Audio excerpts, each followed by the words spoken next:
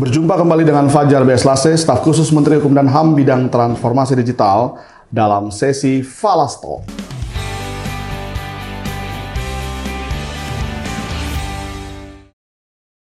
Hari ini topik yang kita bahas tetap menarik tentunya bersama dengan narasumber kita, Bapak Kris Tomo. Bapak Kris Tomo masih single ya? Pak Kris Tomo itu bukan topik. Bukan topik. Pak Kris Tomo saat ini sebagai Kadif Yankum di Bali. Dan menarik sekali karena kita melaksanakan Falastalk ini juga dari Bali. Ya. Dari kantor imigrasi kelas 1 khusus Ngurah Rai. Kanim kelas 1 khusus Ngurah Rai. Hari ini kita membahas topik, Pak, terkait topik yang baru diluncurkan oleh Bapak PLT Dirjen KI dan Pak Menteri. Ya. Mengenai IP tourism. Ya. Intellectual property tourism. Ya. Masyarakat mungkin masih awam mendengarnya, tapi walaupun di luar negeri sudah ada ya. WIPO pernah meluncurkan itu. IP tourism itu apa, Pak? Dalam bahasa sederhana supaya masyarakat Indonesia bisa ngerti. Dalam bahasa sederhana adalah pariwisata dan kekayaan intelektual. Pariwisata dan kekayaan intelektual. Jadi dikawinkan ini. Ya, jadi semacam kalau kita kemarin ada vaksin booster gitu. Nah, ini adalah booster kekayaan intelektual untuk pariwisata. Gitu. Jadi kita ini jadi boosternya ya untuk pariwisata. KI-nya itu jadi booster untuk pariwisata. Untuk pariwisatanya. Okay. Jadi bagaimana pariwisata itu dikuatkan oleh KI. Secara konkret, ini ada beberapa best practice ya di beberapa negara, baik di Afrika, di Spanyol misalnya, dan itu modelnya lain-lain. Ada di Swiss atau itu modelnya lain-lain. Tapi secara konkret adalah gini, bagaimana kita melihat kekayaan intelektual itu di mata rantai pariwisata, Pak. Jadi mata rantai pariwisata itu apa aja, dan di situ ada enggak unsur KI-nya di situ. Unsur KI-nya di situ. Yang bisa dikapitalisasi tentunya ya. Dan harus dimanajemen juga, Jadi bagaimana kita, salah satunya itu adalah bagaimana kita melakukan manajemen kekayaan intelektual di rantai pariwisata sendiri. Mungkin kalau di Swiss kita kenal jamnya. Jam atau daerah mana yang ada keju itu, penghasil keju. Gitu. Ya, kalau di sini misalnya di Garam Amet. Di Karangasem ya? Karangasem. Nah, itu kan Karangasem, Amet, Pantai Amet itu kan tempat wisata. Pantai Amet itu, iya. Di situ ada produk garam Amet yang sudah dapat IG. Ini kan KI. Iya. Ya kan KI. Kemudian nanti kita akan melihat bagaimana dia dipasarkan. Itu ada merek yang memasarkan. Itu juga KI. KI, iya. Ya kan? Kemudian misalnya ada tempatnya, packagingnya, itu desain industri, itu juga KI. Ya. Ya kan? Belum di mata rantai yang lain. Itu di mata rantai pariwisata di Garam Amet. Itu yang harus kita garap. Gitu. Bagaimana kita memanage? Kita harus memastikan tempat wisata itu memiliki sumber daya yang alam yang sudah terdaftar, entah IG-nya, entah apanya, gitu. Kemudian di tempat yang lain ketika produksi, apa yang harus, misalnya cara produksi, patennya misalnya harus kita pastikan dapat perlindungan kekayaan intelektualnya tadi, brandnya, merek yang menggunakan itu. Nah itu Pak, itu kan banyak sekali mata rantai KI di mata rantai pariwisata tadi. Ini yang kemudian memang harus dikapitalisasi tadi, Jadi kita mungkin ini pangsa pasarnya adalah negara-negara yang sangat menghargai ide kreativitas. Ya. Tentu pangsa pasarnya mungkin negara-negara Eropa dan negara-negara Amerika tertarik ini dengan IP tourism ini. Ya. Jadi begitu kita misalkan mempasarkan produk A di desa B, sudah terlindungi kekayaan intelektualnya dari hulu ke hilir, bla bla bla. Dan kita jual itu sebagai maka turis akan ke sini, akan mengunjungi tempat wisata itu. Ya, tentu di manage dengan baik dong ya. Iya. Tujuan itu mungkin jadi destinasi tertentu. Iya, destinasi wisata. destinasi wisata, tapi di destinasi wisata itu mata rantainya itu harus kita pastikan manajemen KI-nya. Betul, betul. Itu. Maka mulai dari produksinya ya. Iya.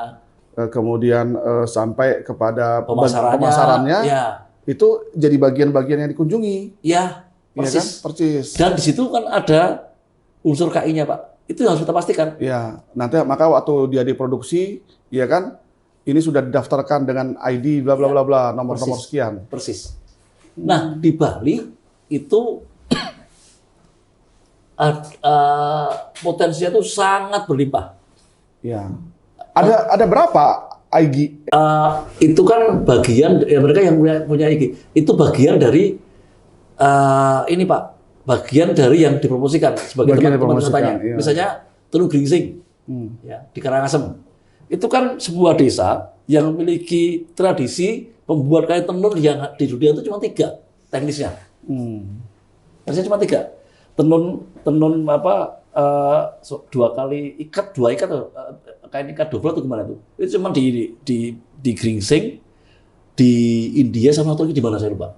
Cuma 3 di dunia ini. Nah, orang akan ke situ, ya kan, kita tunjukkan di situ dan itu sudah kita lindungi IG-nya, ya kan. Mereka bisa melihat prosesnya, pembentukannya, seperti manajemen pariwisata yang lainnya. Tapi kita harus memastikan di mata rantai itu kekayaan intelektualnya terjamin, terlindungi. Di mata rantai harus terlindungi. Maka nanti kita harapkan sebenarnya dengan IP tourism itu tempat-tempat destinasi baru yang mau dikunjungi masuk dalam rangkaian IP tourism, masyarakatnya, pemerintah daerahnya perlu mendaftarkan. Betul. Misalnya di situ ada produk yang belum terdaftarkan IG-nya misalnya, mereka harus mulai mendaftarkan itu. Misalnya yang sekarang sedang proses di Karangasem itu ada arak Karangasem sudah proses IG-nya. Tapi tidak harus IG kan? Nggak harus IG, Pak. Bisa aja merek misalkan. Bisa merek, bisa aja KIK yang lain. Misalnya upacara adat. Upacara kan di sini banyak sekali, Pak. Oh iya, upacara adat bisa itu. Iya, tapi itu kan belum perlindungan KI-nya kan belum banyak. Iya. Harus kita daftarkan dulu ekspresi budaya tradisionalnya, pengetahuan tradisionalnya. Iya. Pengetahuan tradisionalnya ya. Atau ekspresi budaya tradisionalnya, EBT-nya. Persis. Itulah bagaimana kita bisa memastikan di mata rantai pariwisata itu ada manajemen kekayaan intelektual. Ya. Tapi itu kan bukan hanya tergantung KIK. Misalkan di satu tempat yang produksinya empek-empek. Betul. Kan bisa aja ragam makanan empek-empek. Ya kan? Nah, jadi penjualnya harus terdaftar merek. Betul. Iya kan? Proses produksinya sudah terjamin memenuhi kriteria. Iya. Seperti apa? Ya. Bila perlu ada IG-nya. Bila perlu. IG-nya, bila memungkinkan. Ya. Atau misalnya itu tradisi turun-temurun, bila perlu tradisi turun-temurun itu didaftarkan pengetahuan tradisionalnya. Iya. Seperti itu. Subak Bali kan juga harus bisa. Jadi dia kan itu termasuk dalam KIK juga. Belum didaftarkan. Makanya belum didaftarkan. Di Bali itu karena permasalahan sudah terlalu banyak. Sehingga orang nggak sadar. Ini ilustrasi, Pak. 2021 kain endek itu dipakai oleh Christian Dior. Betul. Ya, sebagai bagian dari koleksi musim panas. Baru kemudian langsung kebakaran jenggot. Ternyata belum dilindungi. Nanti kalau tiba-tiba dia diklaim negara mana gitu, mati kita. Baru langsung buru-buru. Iya, langsung buru-buru. Kita kemudian dari pihak Kanwil langsung apa caranya supaya dapat perlindungan yang cepat gitu.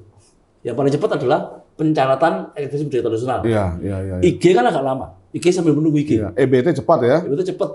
Pengetahuan bagaimana endek dibikin. EBT cepat. IG yang lama. IG yang lama. Nah, tapi kita bisa melihat, Pak. Begitu endek ini menjadi dapat EBT. Bapak Gubernur langsung bikin surat edaran. Ini yang bagian dari IP tourism yang mungkin orang nggak sadar. Surat edaran supaya semua pegawai PNS ya di Karangasem, di seluruh Bali, setiap hari Selasa itu menggunakan endek.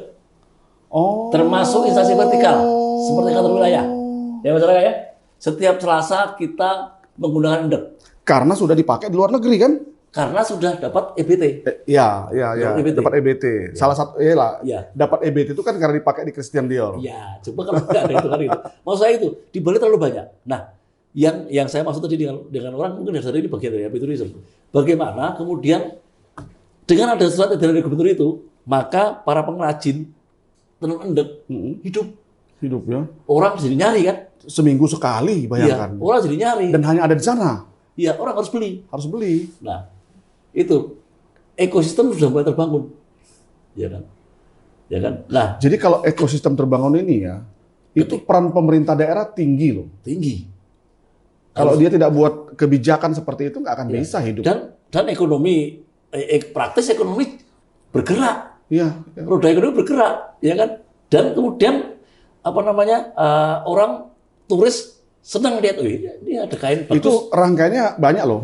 Bukan hanya tenun endeknya ya. Iya. Nanti kan pasti ada para kreator hak cipta untuk membuat motif. Motif-motifnya. Iya. Itu maksud saya. Iya kan? Ya. Kemudian pasti ada pengrajin untuk membuat alat kerjanya. Ya. Dan jangan lupa, ini bagian dari wisata. Betul. Makanya ketika G20 kemarin, semua kepala negara menggunakan kain endek. Wah, itu saya terharu. Saya benar-benar terharu saya. Wah, ini luar biasa ini. Ini luar biasa. Itu yang saya maksud itu. Habiturism itu kadang-kadang nggak harus cuma wisata. Tapi ikon-ikon ini yang berhubungan dengan wisata. Itu juga harus, intinya adalah dari sisi kita, KI-nya itu harus kita proteksi, Pak. Manajemen KI-nya seperti apa?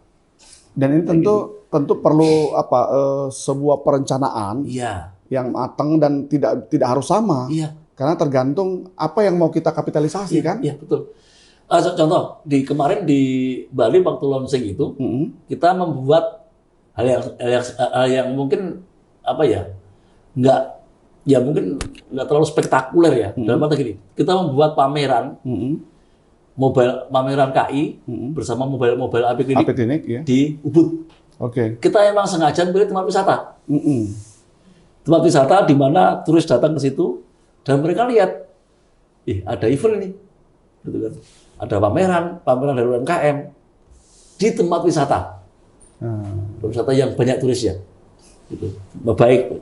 Tapi pada waktu itu UMKM-nya belum semua terdaftar merek. Belum. Dan ini Pak. Ini kita akan mengarah ke sana. Ya. Nah, ini memang tugas dari kita dan bagus sekali ya Bali ini karena kesadaran itu dari atas sudah sadar bahwa ini penting. Saya beberapa kali diundang entah jadi narasumber atau talk show gitu, khusus di depan UMKM. Dan dua hal yang kami berikan, kami suluhkan. Yang pertama pelindungan KI, yang kedua pelindungan badan usaha. Yaitu perseratan perorangan. Gitu. Dan itu antusias mereka. Antusias. Betul. Sekarang bayangin mereka itu praktis mereka punya kafe, ya kan? Mereka punya produk yang dijual di tempat wisata. Itu kan bagian dari habiturism itu. Iya. Ya kan? Bagaimana kita memanage kekayaan intelektualnya di mata rantai pariwisatanya itu.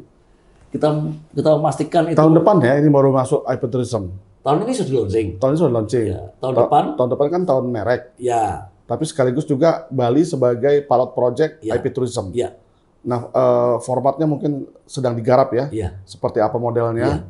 Ya. Dan tahap-tahap awal tahun depan mungkin akan ada duduk bersama kan untuk membumikan lah tahapan-tahapan itu dengan pemerintah daerah. Dan sekaligus memilih mana atau apa yang akan menjadi. Dan dalam hal ini juga kita harus mengumpulkan para praktisi, para pelaku di industri pariwisata, supaya mereka juga sadar, ya kan? Mereka misalnya mereka di tempat pariwisata yang ada tariannya gitu, sanggarnya juga harus sadar, atau desadernya harus sadar, mereka harus mendaftarkan ini. Iya. Kayak gitu. Jadi saya sangat terbayang Bali industrinya pariwisata, ya kan. Dan tugas kita mengawal KI-nya itu, Pak. Iya. Memang sudah terbentuk sih di Bali ini ekosistemnya. Ekosistem pariwisata sudah terbentuk. Tinggal kita masuk di mata rantai tadi itu, memastikan kekayaan intelektualnya terlindungi di mata rantai pariwisata tadi. Oke. Gitu. Wow, keren.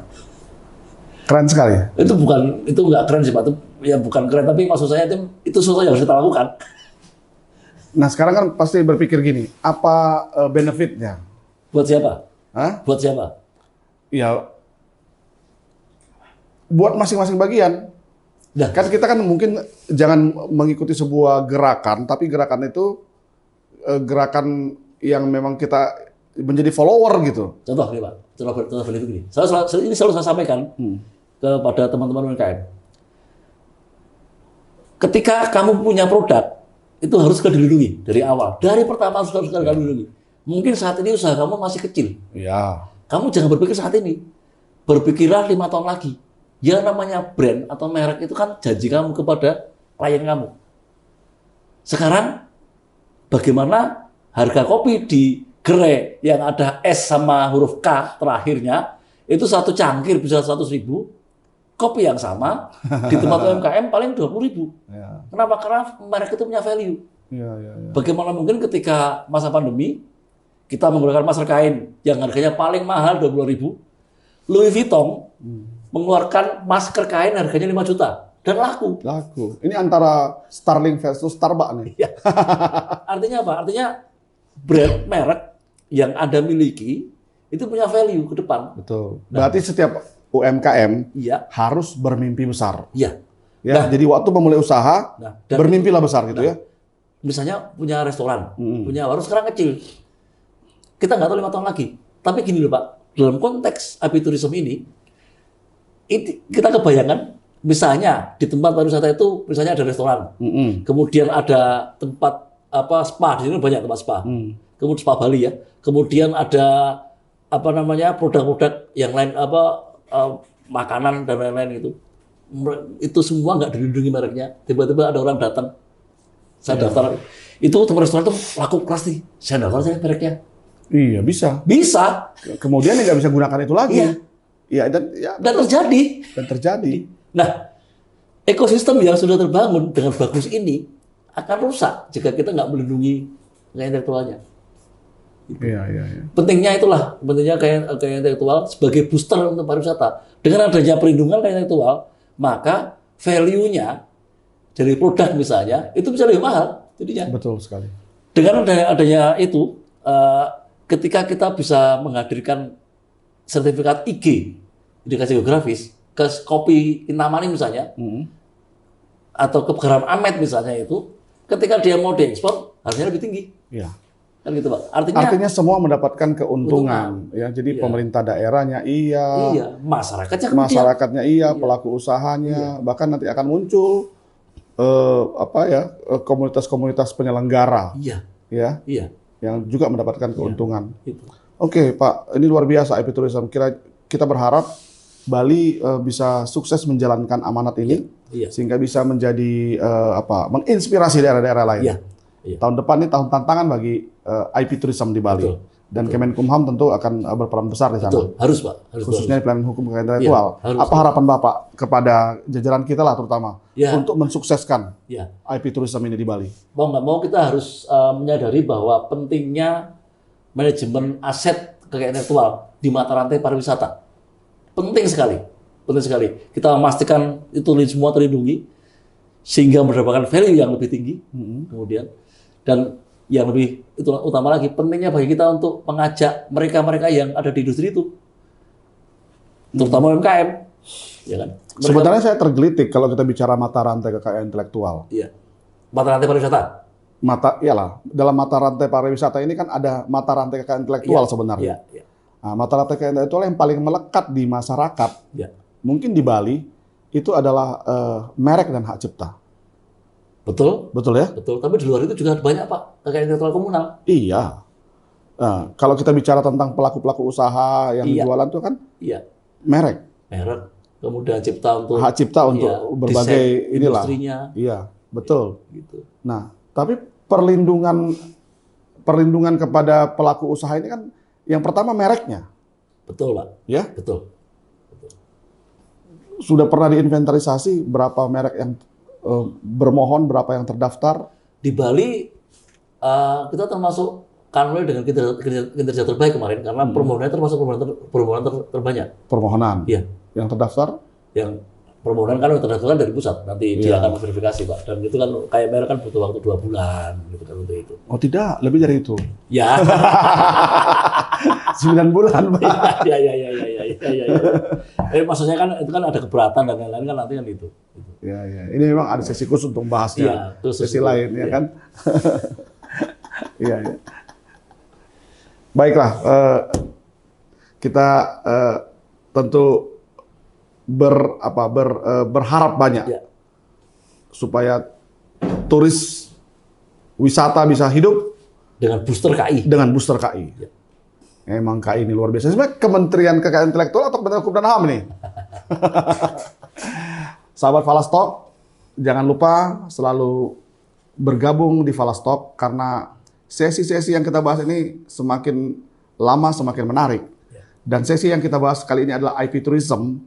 Ini penting sekali bagi tiap-tiap kabupaten kota supaya bisa tumbuh berkembang, daerah wisatanya bisa dikunjungi, tetapi kekayaan intelektual yang ada di sana di mata rantai tersebut semakin mendapatkan kemanfaatan yang lebih. Pak, ada pesan lain? Itu dulu Pak. Itu dulu ya. Pesan lain nanti di sesi yang lain saja. Jangan lupa like, subscribe, follow, dan berikan komentar positif. Dan ketemu di Falastalk sesi berikutnya.